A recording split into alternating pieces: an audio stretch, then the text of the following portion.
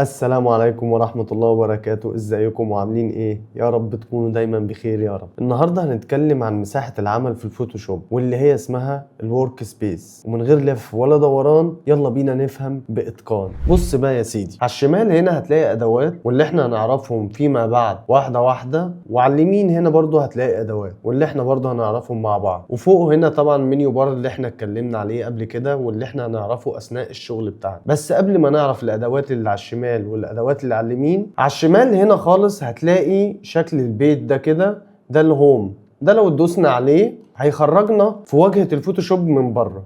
طيب في جنبه سهم، احنا عايزين نرجع تاني فهندوس عليه برضو كده، رجعنا تاني لمساحة العمل بتاعتنا. طيب الورك سبيس دي اللي هي فين؟ هتيجي هنا على ويندو، هتفتح لك القائمة بالشكل ده كده. تاني واحدة اسمها ورك سبيس، واللي هي بقى الورك سبيس دي بتعمل ايه؟ دي مساحة العمل اللي اي جرافيك ديزاينر بيشتغل عليها. طيب مساحة العمل دي بقى بتعمل ايه؟ ومثلا انت جيت وبدون ما تقصد وجيت ورحت عامل مثلا كده بالشكل اللي انا بعمله ده، وجبت دي كده وقعدت تشقلب الفوتوشوب رأسا على عقب وقعدت تبوظ الدنيا ومش عارف تعمل ايه ولا تروح فين ولا تيجي منين. هتيجي هنا بكل بساطة وبكل سهولة على ويندو، ومن ويندو هنا هتختار ورك سبيس، وبعدين تنزل تحت وتختار ريسيت اسينشالز وتدوس عليها بالشكل ده. كل حاجة رجعت لوضعها الطبيعي، عشان انا عارف التجربة دي انا مريت بيها اثناء دخولي الفوتوشوب او المجال نفسه او البرنامج. كنت بلاقي العبكه اللي حصلت دي من شويه. طيب يلا بينا بقى نخش نعرف ايه هي الورك سبيس بتاعتنا. هتلاقيهم عباره عن 5 ورك سبيس. اول واحده ده الوضع الاساسي بتاع الفوتوشوب نفسه. طيب تاني واحده لو دوسنا عليها بالشكل ده اللي هي اسمها جرافيك اند ويب، لو لاحظت هتلاقي اللي على الشمال اتغير تغيير بسيط واللي على اليمين اتغير تغيير كبير. طيب الوضع ده بنستخدمه في ايه؟ الوضع ده غالبا او الاكثر شغلا فيه بنستخدمه في مثلا لو بنشتغل سوشيال ميديا او اعلانات او الحاجات دي. ده الوضع ده بتاع الشغل ده. تعال بقى نخش على الوضع التاني ونجيب ورك سبيس ونخش على الوضع التاني اللي هو اسمه موشن. طيب موشن ده بنستخدمه في ايه؟ ده لما بنحتاج نعمل حركة خفيفة بامتداد GIF. ده حركة خفيفة جدا بنعملها بالفوتوشوب، ودي هنشرحها بعدين في الدروس اللي جاية ان شاء الله. ونرجع تاني للويندو ونيجي نفتح ورك سبيس ونخش على البينتنج وندوس عليها كده. طيب برضو دي مساحة عمل تالتة خالص، دي بقى للرسم الديجيتال والارت، متخصصة اكتر بالرسم بالتابلت والتلوين. ولو انت رسام الوضع ده هيفيدك جدا. نرجع تاني بقى للويندو ونجيب ورك سبيس ونختار منها الفوتوغرافي. ده بقى ندوس عليه كده. ده طبعا خاص للمصورين عشان بيستخدموا فيه الريتاتش والاضاءة والكيرفس وكل والكاميرا رو والحاجات دي كلها. ده خاص بيهم ان هم يشتغلوا عليه. احنا بقى او كل جرافيك ديزاينر ليه ورك سبيس هو بيحب يشتغل بيها، بيرتاح فيها اكتر. هنرجع تاني هنا الويندو وبعد كده نجيب ورك سبيس ونخليها هنا ايه على الديفولت بتاعها كده. احنا رجعناها زي ما كانت.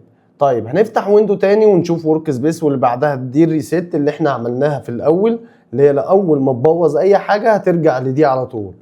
طيب نيو ورك سبيس دي بقى بنستخدمها في ايه او ايه لازمتها؟ زي ما قلت لك ان كل جرافيك ديزاينر بيبقى ليه يعني ورك سبيس هو بيحب يشتغل بيها.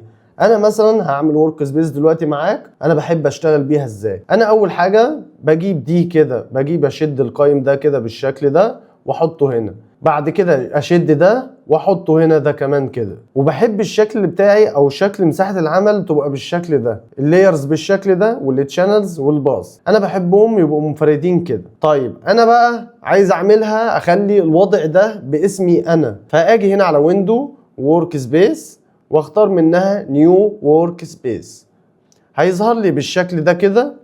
اروح انا دايس هنا مثلا هيقول لي نيم، انا عايز اسيفه باسم ايه. انا مثلا هكتب الاسم ده، بعد كده ادوس سيف. هطلع فوق على ويندو واجيب ورك سبيس، لقيتها اول واحده اللي هي اسمها بودي اللي هي ورك سبيس باسمي انا. اختار منها مثلا الموشن واروح اعمل بالشكل ده كده. طيب انا عايز ارجع بقى للوضع بتاعي انا، للحاجه الورك سبيس بتاعتي انا، فهرجع تاني الويندو واختار منها ورك سبيس وبعد كده اختار منها اللي هو الاسم ده اللي هو بودي. كده دي مساحة العمل الخاصة بيا اللي انا بحب اشتغل بيها. ليه بقى انا اخترت الورك سبيس دي اللي هي تبقى اول حاجة تعرفها في الفوتوشوب دي؟ عشان خاطر اي غلط تغلطه تعرف ترجع تاني بكل سهولة من غير ما تلف وتدور وتعمل. عشان انا واجهت المشكلة دي قبل كده، فحبيت اللي انا دي تبقى اول حاجة، بحيث ان انت تبقى شايف الوضع اللي قدامك او اللي انت هتشتغل بيه. بعد كده تعالى بقى نروح تاني على ويندو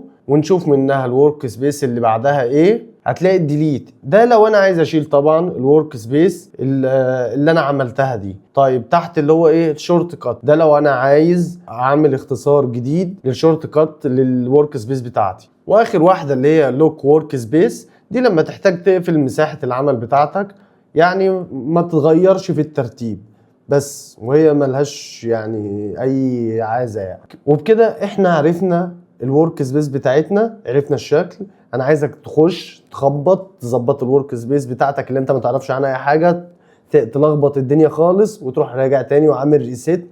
ده تمرين ليك انك لما تغلط في البارات اللي انت ترصها جنب بعض او المنيو اللي انت ترصه جنب بعض بالغلط، تعرف ترجع تاني وتعمل ورك سبيس باسمك. وانت بقى في الشغل بتاعك هتعرف تنظم الامور كلها بكل سهوله. وبس كده ومفيش بعد كده. ولو عجبك الفيديو اعمل لايك وسبسكرايب وفعل شعار الجرس عشان يوصلك الدرس الجديد. سلام.